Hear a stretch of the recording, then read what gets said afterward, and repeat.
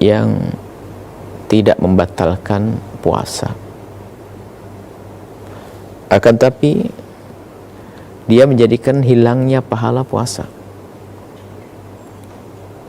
sehingga seorang hamba yang berpuasa itu tidak mendapatkan kecuali lapar dan dahaga. Rukun puasa sudah jelas, itu puasa zahir. Akan tapi ada puasa batin. Dan Nabi menyebutkan tentang puasa batin, maknanya menjaga sesuatu yang menjadikan hilangnya pahala. Pahala ini kan tersembunyi. Pahala ini adalah hanya Allah yang tahu. Tidak terlihat, bukan seperti kita beli, kelihatan begitu, bukan. Pahala, bisa jadi pahala ini terhapus karena perilaku-perilaku atau perbuatan-perbuatan yang tidak kita sadari. Baginda Nabi SAW menyebutkan hadis dari Imam Abu Hurairah radhiyallahu ta'ala anhu, anna Rasulullah sallallahu alaihi wasallam, sesungguhnya Rasulullah sallallahu alaihi wasallam bersabda, as-siyamu junnah. Hendaknya yang namanya puasa itu bisa menjadi benteng, bisa menjadi tameng agar kita tidak masuk dalam kesalahan, kemaksiatan, dosa dan neraka. Dan hendaknya seperti itu, dan kita sadar. Fala yarfuth wala yajhal. Yarfuth ini, maka kalau kita berpuasa ini hendaknya kita menghindari dari kalimat-kalimat yang kotor, jorok, membangkitkan syahwat, menjadikan sebab pertikaian, menjadikan sebab orang bermaksiat. Itu yarfuth wa yajhal. Al-jahal itu adalah melakukan sesuatu yang tidak pernah kita renungkan, padahal akibatnya itu membahayakan sekali. Kalimat yang menjadikan sebab orang bermusuhan, adu domba. Lah di dalam kita berpuasa ini hendaknya puasa kita itu menjadikan kita waspada di dalam menjaga lisan kita. Ngomong kotor, naudzubillah. Memang puasanya tetap sah. Secara zahir dia tidak makan, tidak minum, tidak menggauli istrinya, tapi dia omongnya kotor, tiap hari ngomong jorok. Ngomongnya ngaco, masya Allah. Belum lagi ngomong yang menggunjing orang, mencaci orang, meremehkan orang. Kadang ini tidak disadari, padahal itu menjadikan pahala itu hapus. Dari Abu Hurairah juga diriwayatkan baginda Nabi SAW bersabda, rubba sha'imin laisa lahu min siyamihi ilal ju'. Dalam riwayat ilal ju' wal atas. Rubba qaimin laisa lahu min qiyami ilas sahar. Alangkah banyaknya orang berpuasa tidak ia dapatkan kecuali hanya lapar.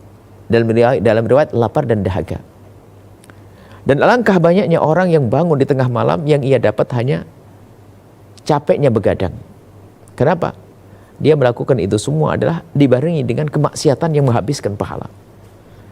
Jadi sebagian orang tidak sadar bahwasanya kadang melakukan kebaikan dibarengi dengan kemaksiatan. Harapannya adalah diterima kebaikannya. Tapi kemaksiatannya telah menghabiskan pahalanya. Dapat apa dia? Dapat dosa malahan. Maka dari itu dalam kita berpuasa hendaknya kita bisa menghindarkan hal-hal yang menjadikan Allah murka.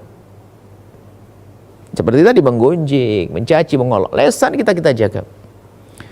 Tidak mudah emosi. Kita latih di bulan Ramadan sehingga nanti keluar dari bulan Ramadan kita juga tetap dalam keadaan normal, tidak gampang terpengaruh dengan berita apapun yang sampai ke telinga kita, sehingga kita tidak memberikan reaksi yang negatif terhadap itu semua. Di antaranya adalah berkata bohong yang menjerumuskan atau melakukan sesuatu tindak kebohongan. Seperti disabdakan Nabi SAW, man lam yada' qawla az-zur wal amala bihi, barang siapa yang tidak meninggalkan ngomong bohong. Ada orang berbohong, naudzubillah, sehingga menjadi kebiasaan sebagian orang itu, jangan bohong loh ya puasa, itu sudah kalimat benar.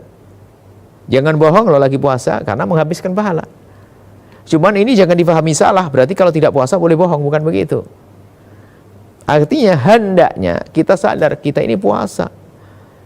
Kalau kita berbohong akan sia-sia puasa kita. Sudah dosa, nggak dapat pahala. Falaysa lillahi hajah, maka nggak ada perlunya bagi Allah untuk menerimanya. Maksudnya Allah tidak akan terima. Fi ayyada'a ta'amahu wa syarabahu. Dia meninggalkan makan, minum nggak berguna, nggak Allah pandang. Kenapa? Karena dia adalah orang yang suka berbohong. Maka mari di bulan Ramadan ini kita jaga lisan kita agar tidak berucap yang bohong, tidak mengucapkan kalimat yang menjadikan seorang bermusuhan, menyakiti orang. Dan tapi harus kita sadari juga di zaman ini, zaman yang mengerikan, disabda ulama dulu mengatakan lesan itu ada dua, lesan yang berucap dan pena. Al-qalam ahadu lisanaini, dikatakan pena adalah salah satu dari dua lesan. Maka apa yang akan kita ketik di komentar-komentar waktu kita menyaksikan YouTube atau melihat Facebook dan seterusnya, apa yang kita tuliskan? Qaul itu ya di sini bisa. Ini kan ahadu lisanain, ketikan ini adalah, tangan ini adalah salah satu dari dua lesan. Maka mari kita semua kita jaga sebisa mungkin.